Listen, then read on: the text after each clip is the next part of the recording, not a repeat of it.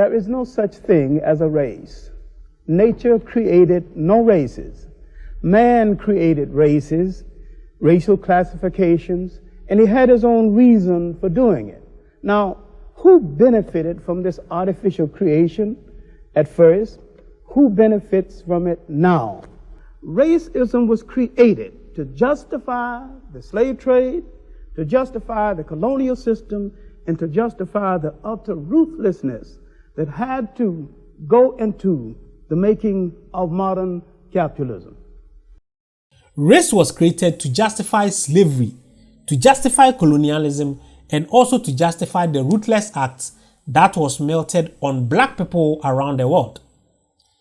This channel was created to educate, enlighten, and also liberate our people that are still in the shackles of Western ideologies. I've come across an interesting and very powerful video which I want us to watch. I will be back. There is no such thing as a race. Nature created no races. Man created races, racial classifications, and he had his own reason for doing it. Now, who benefited from this artificial creation at first? Who benefits from it now?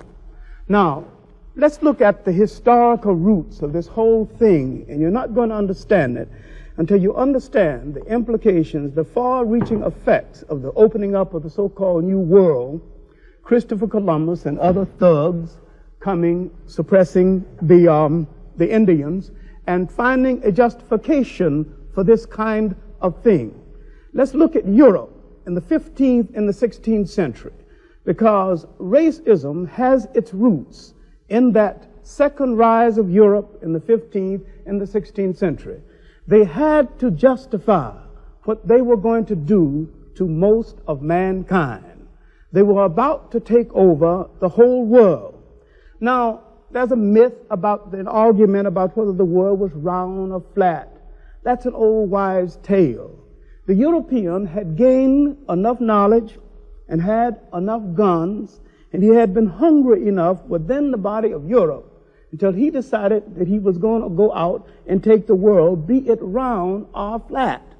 Now, in order to understand the religious basis of racism, we have to go back to a papal bull that the Pope issued in 1455 in an argument between Portugal and Spain. He turned to them impatiently and said, "You are both authorized to reduce to servitude all infidel people." And it just so happens that most of the so-called infidels were non-European people, non-white people.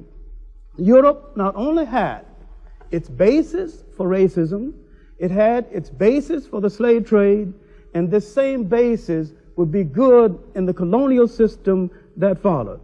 Racism was created to justify the slave trade, to justify the colonial system, and to justify the utter ruthlessness that had to go into the making of modern capitalism.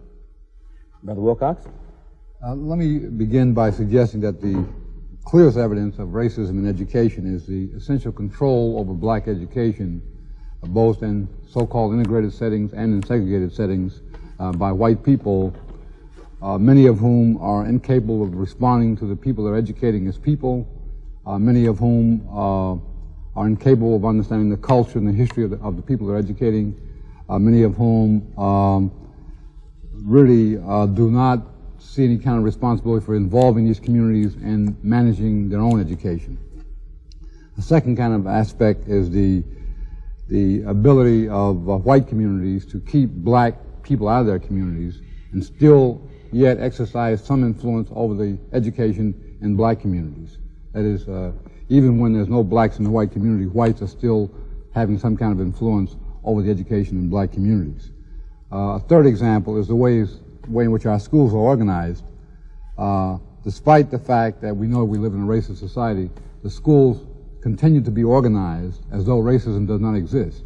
That is, there's been no real shift of power within the school. There's been no effective change in the content. There's been no forthright recognition of the politics involved in education. For instance, in New York City, about 55% of the students are black and Puerto Rican, yet we have one black and one Puerto Rican member on a school board of 5 people.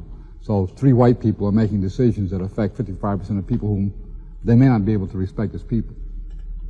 Reverend Clarke?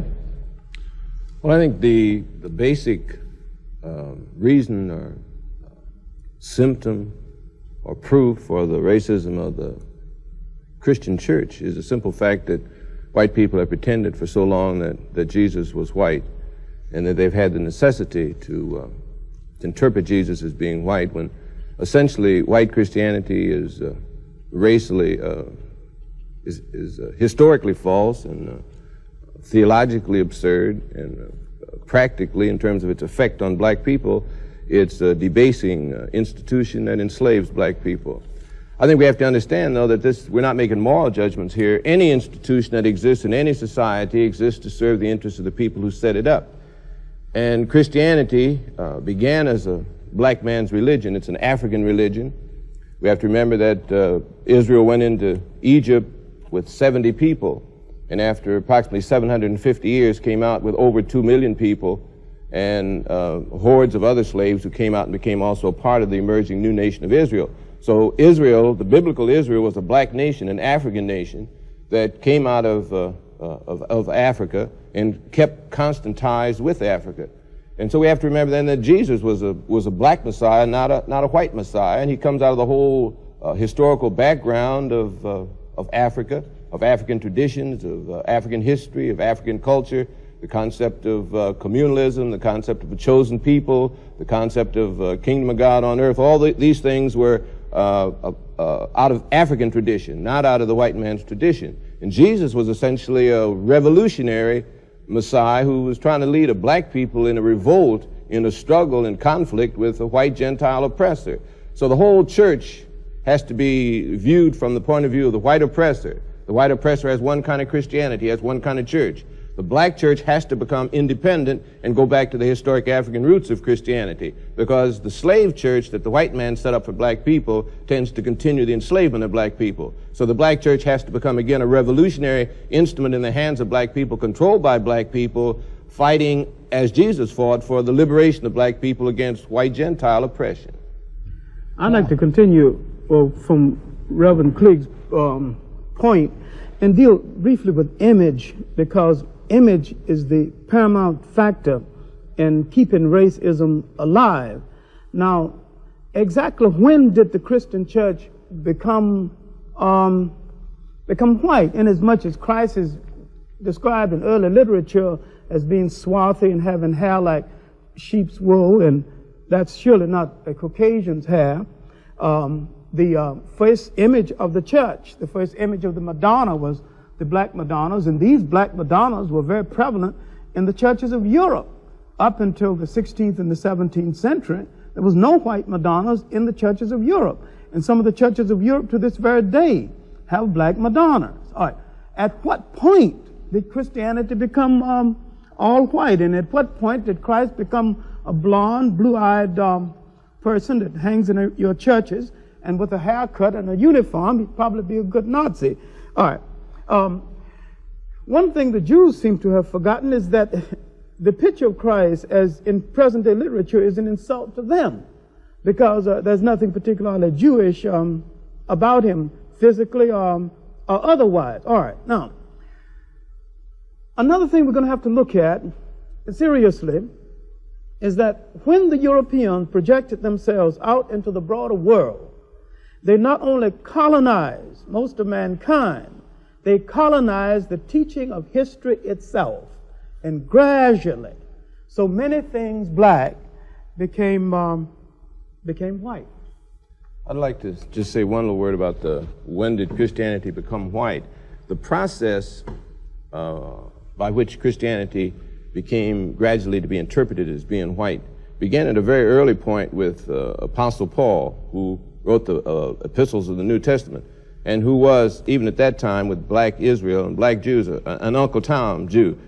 He was an Uncle Tom black Jew, and he wanted to identify with white Gentile world. He prided himself on being a Pharisee, but more on being having Roman citizenship. So as soon as he had sunstroke on the Damascus Road and said he's been converted, he started out to take the Christianity, the teachings of Jesus, to the Gentile world. Now, he could not take the revolutionary teachings that Jesus had actually taught, because Jesus was a zealot, and they were engaged in revolution. I mean, open revolution. He was one of the zealot leaders at that time. So he couldn't take that to the Gentile world. So he had to make an image, a symbol out of Jesus on the cross, which was compatible with the heathen symbolism of the Roman and Greco-Roman heathen world. So he made Jesus a kind of a heathen symbol that he could take to the Gentile world. And the whole writings of the Apostle Paul tend then to destroy the basic African background of Christianity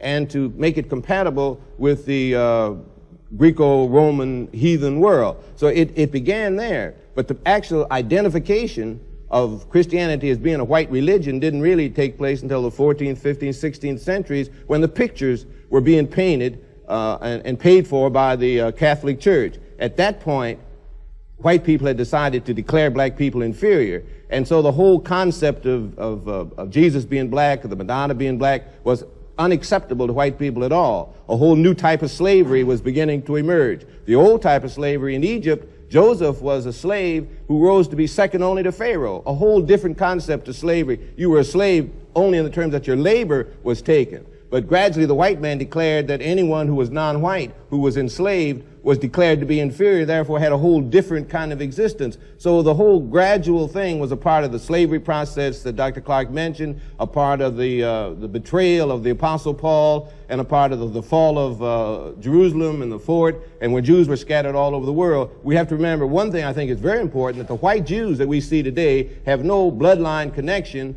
with the Jews of the biblical period. They were converted to Judaism in Europe and in Russia. They were converted and have no bloodline connection with the black Jews who make up the biblical Israel that the Bible writes about and of which Jesus was a part. Well, what happened to the black Jews? The black Jews are still in existence. There are black Jews in America. There are black Jews all over Africa. There are black Jews in Palestine. There are black Jews everywhere. Diane's daughter complained not more than 2 years ago that black Jews had moved on either side of her house, and therefore her property had depreciated in Palestine. Black Jews had depreciated her property. Jews had moved directly from Palestine to India, and the community celebrated its 1900th anniversary or something, and they had white Jews who had emigrated from Europe and black Jews who had originally come from Jerusalem at the fall of Jerusalem, had an uninterrupted straight line of connection from the fall of Jerusalem to India. All over the world there are black Jews, but the Zionist Jews who had been converted to Judaism have taken over the control of the definition of what Judaism is, as white people do with anything. If they come into it, they take it over and define what it is, as you stated in your introductory statement. So we have to remember that white Jews, when you see them on the street, are not the Jews of the biblical period. And that sometimes confuses black people who ought to be black Christian nationalists. One of the things I'm hearing from both of the brothers is that not only have whites tried to deceive blacks about the realities, but they in effect, deceived each other about the realities. That is, I'm sitting here thinking about the institutions in this society, all of which are racist, you know, which whites created and which whites have used in order to advance themselves, but never at any point stopping and recognizing, for instance, that the prisons have nothing to do with rehabilitation, or that the courts, in most cases, really have nothing to do with justice. What about schools? What Specifically is a racist pattern, in your opinion, as far as the educational process or the schools is concerned? Well, I would say that the overwhelming educational process that is racist is a tendency to educate people against their own interests. That is, to educate black kids to hate themselves, to educate blacks to feel alienated from their own people, to educate blacks to become advocates for the mainstream against their own community. Well, how is that done, specifically? Well, I would say that, you know, the traditional educational process is, number one, the concealing of the truth about history, the educating of black students away from the problems of their own community. For instance, very few black students on college campuses are enabled to use their minds to work on the problems that bedevil the black community, like sickle cell anemia, or the housing problems, the drug problems that are imposed on the black community by the outside very few black students on white campuses or any campus are spending their energies and their minds on trying to find solutions to those problems. In most cases, they're being educated, say, with a drug problem, to learn how to use methadone. No, look, let's deal with our own historical naivete. Until we deal with it, we're not going any place. Black people have no right to expect anything from this establishment because it wasn't set up for them. They wasn't brought to this country to be given democracy. They was brought to this country to do some work, to labor and to obey. And once the machines made a whole lot of these jobs obsolete, it tended to make a whole lot of the people obsolete. Now, we keep worrying about the American promise and the American dream, and we forget it wasn't made to us. And the white man has not betrayed anything because he didn't promise us anything in the first place. Now, the role of institutions in a society is to reflect the power that controls that society. So we have American institutions arrayed against us, and we naively expect these institutions to reform themselves, because if they reform themselves, that's tantamount to presiding over their own demise. I'd like to say one thing on that. I think the question you asked is how do the schools accomplish this? I mean, you were concerned about the process. I think we got to understand that there's no such thing as objective truth, which is implicit in everything Dr. Clarke says, that white people use the institutions to accomplish white purpose. The white purpose is to maintain a power position and keep everybody else in a subordinate, powerless kind of position. Now that's the institution's purpose, and that's the way it functions and how it functions. And we got to realize then that everything that the schools teach is designed to fit into that purpose. The schools teach not objective truth, but what the white man wants to project as truth. Now that's from the very kindergarten right straight on through. For example, what? Sociology. Sociology is not a science in the sense that it's dealing objectively with the way people live together. It's dealing with the white man's pattern of living together as the norm by which we judge how other people live. If you live like white people live, then you're living the way you are supposed to live. If not, you're either primitive or insane as a people. Psychologically, it's the same thing. Psychology does not deal with any objective kind of discussion or development of how people live or analysis of how people function as individuals, but how does the white man function? If the white man does it this way, then this is the norm by which we judge all other people. If the white man is violent, then actually all people have to be violent to be normal. If you're not violent, obviously there's something wrong with you and you should be in an insane asylum. The whole pattern that's set up as a norm for human behavior by psychologists, the whole library full of it. Psychiatrists, everybody that's dealing with it is dealing with it from a white point of view. So they teach white children, black children and white children, to look through white eyes. From the kindergarten on, the black child is beginning to look at the world and interpret it through white eyes. Everything he is wrong.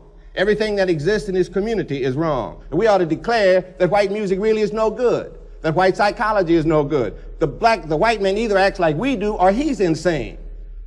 White sociology is no good. The very structure of white society indicates that white people, obviously in social structure, are either insane or they're abnormal. So we have to project then a black psychology, a black sociology, a black music, a black history that takes in the realities and that is essentially sound, as opposed to the mythology that the white man has developed out of his own ignorance, for one thing, out of his non-creativity, because the white man has never created anything. He's stolen things, but never created anything. He cannot actually deal with history, because history is a recital of his total failure and his total absence of making any genuine contribution to the world. If we define a black psychology, a black sociology, where will we use these? Where would we use? We'd use them first to unscramble our own mixed up minds. If we could understand that black psychology is the psychology that the black man has to have if he's going to escape from powerlessness in a white man's world. Now, the struggle is a struggle between black people for power and white people to keep power. Now, all we're dealing with is a power struggle. Every institution that the white man has, he uses in this power struggle. There's nothing wrong with that, nothing immoral about it. Any people would do that. When we get on top, we're going to do exactly the same thing. We're going to use every institution to perpetuate black power. And the white man's going to have to fight up from the bottom again for another, 100 million years trying to get back to a position of power. There's nothing wrong with fighting for power, but the thing that's wrong is for powerless people to accept their powerlessness and to accept the definition by which they are maintained powerless and to accept the institutions which perpetuate their powerlessness. So that's why I think the black church has to become a power base for black people in changing this total institutional conception structure that black people are living in. We've got to use it as a base to spin off all the institutions that black people need that come from a black perspective, a black orientation, and are concerned with black power as opposed to white power. Let's go back to this value, and I think I don't think we've gone over it too well. We need to look at what kind of societies did black people come out of? What happened before this interference? Now, we came out of basic pluralistic societies, but we came out of sharing societies where nobody was very rich and nobody at all was poor. Now, an African in these societies would no more kill a deer and say, this is mine, than he would fly, because he didn't think that way. He thought of all property as belonging to the total community. Now, we were brought into a society as slaves just at the time the concept of private property and capitalism was getting well underway with the backing of the church. Now, there is a clash between the values of, the best values of the society we came out of and the society that enslaved us.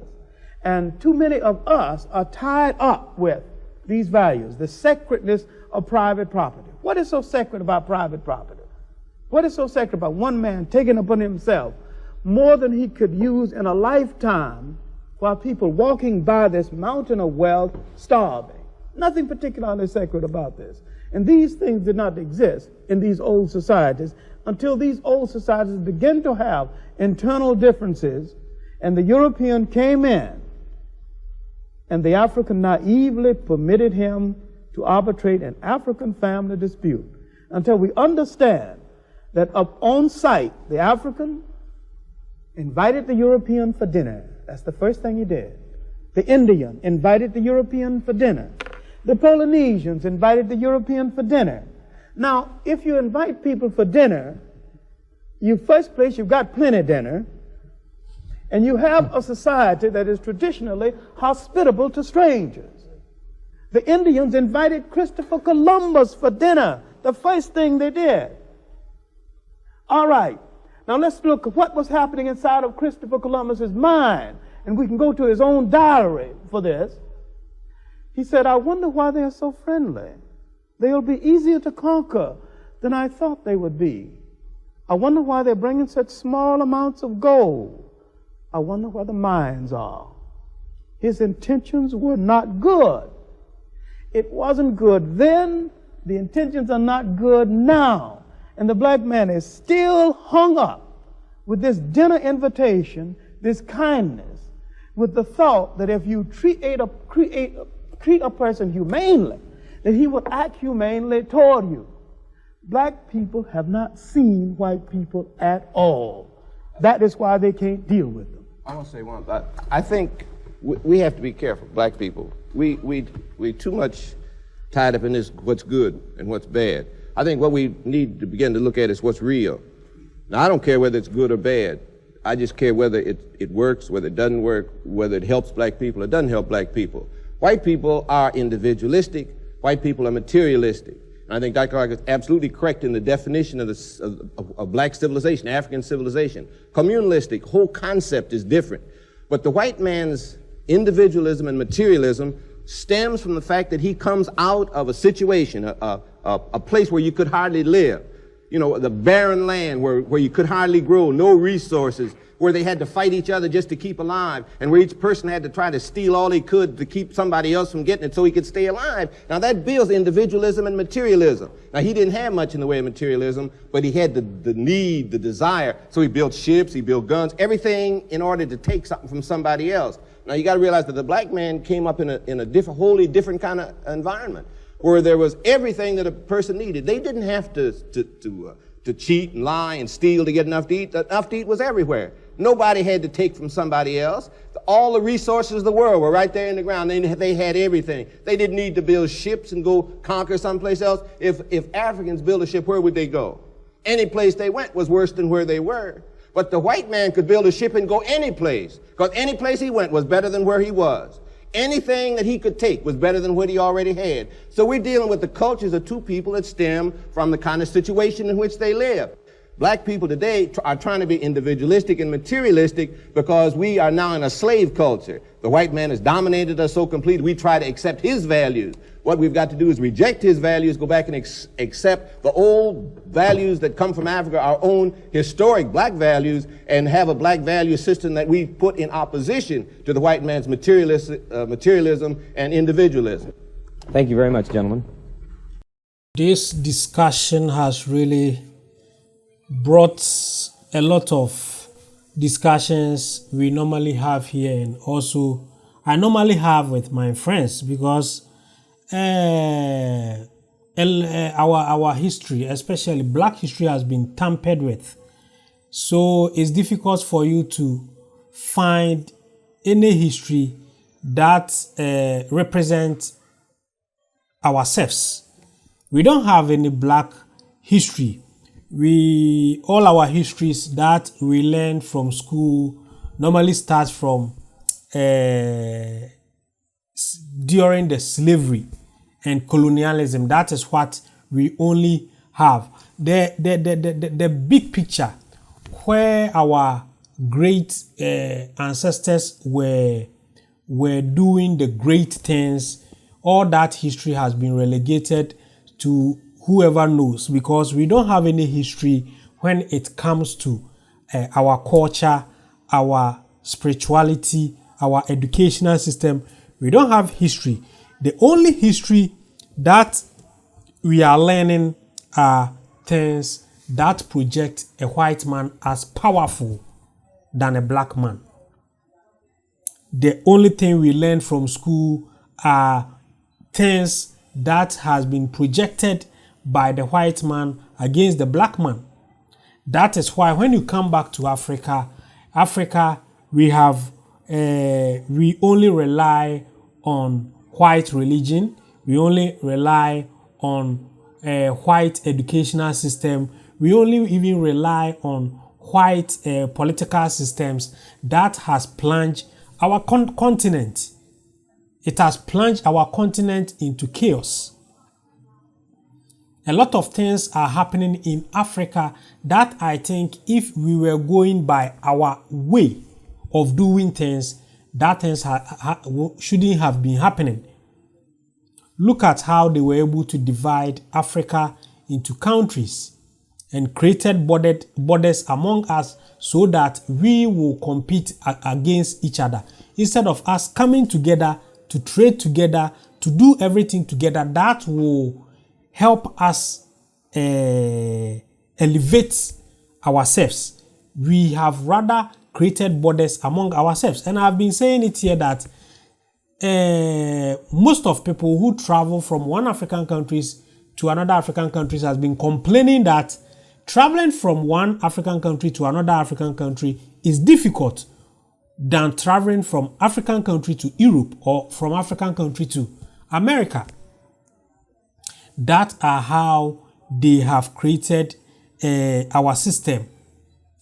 Whatever they are saying there is things concerning Christianity, which is religion, things concerning educational system, and that also reflects in Africa. That is why I have been reacting to all these videos to also compare what the blacks has been facing in US or in other Western countries and what we have been facing here. It seems it was well-structured plan to make sure wherever black man finds himself, it becomes difficult to elevate himself, because how things are going and things I have been listening from Minister Louis Farrakhan, from Minister Khalid Mohammed, from all these great African leaders, you can sense it was a strategy to make sure Africans remain uneducated about their history.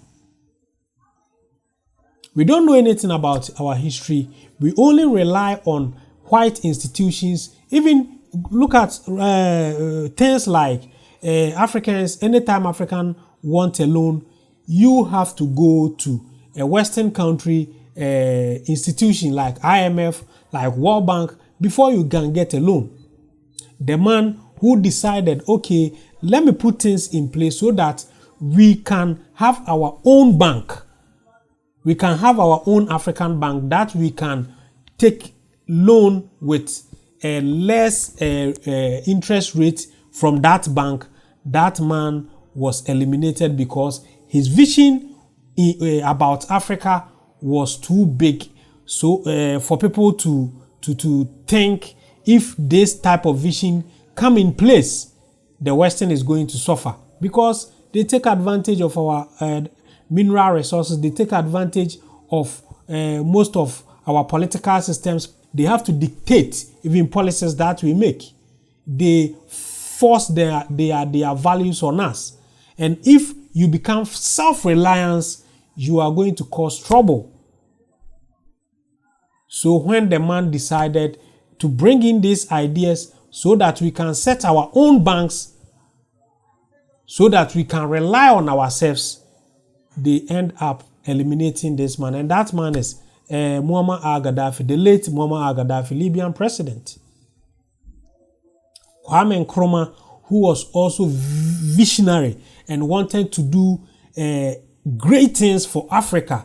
He was preaching the Pan-African spirit for us to unite so we can come together and elevate ourselves. He was his coup was sponsored by CIA for them to eliminate him from being for him to achieve his dreams. The same thing happens to Patrick Lumumba. The same thing happens to Thomas Sankara. So all these things, we have to sit down. That's why I said earlier, this channel has been created to educate ourselves, to enlighten ourselves, and also to liberate those who still in the shackles of slavery, because majority of Africans are in the shackles of slavery. Please join my Telegram platform by going to my description box, click on the Telegram link. It will take you to the platform. Join us for us to discuss about the well-being of Africa and Africans in diaspora. If today is also your first time coming to this channel, then don't forget to subscribe to this channel and turn on the notification button so that anytime I upload any great content, you will be notified. I'm always your guy, De-Graft Amoako. Thanks for watching.